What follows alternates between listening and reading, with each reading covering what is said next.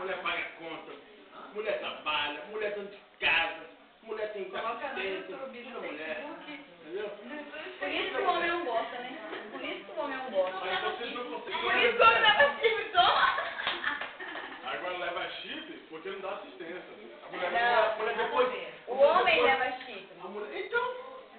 Por quê? Porque o homem dá assistência. Nada a ver, não tem. Não vai que ele sabe mais que Não, eu não tô falando do meu marido. Mulher, Ele acha que a vai lá. mulher é igual ele. Só Vai lá, pensa essa mulher pensa em tudo, não é, menina? Pensa. Pensa em tudo.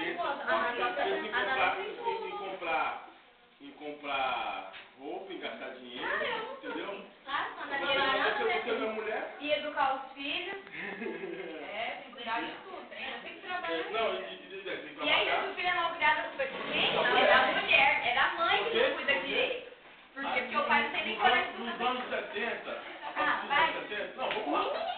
A gente já tá perdendo o tempo. Não, ele é muito machista. Ele é muito machista. E sabe o que ele vai falar? Você já sabe essa opinião dele. Não deixa a gente explicar.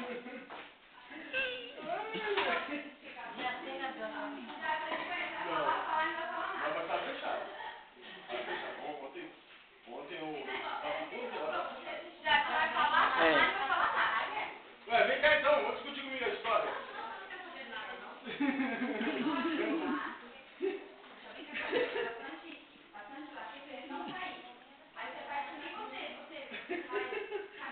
Vai ficar bravo agora. Não consegue, gente. Não consegue. Ela quer que eu fique a favor dela. Elas querem tentar ser forte. Tá igual a Leite.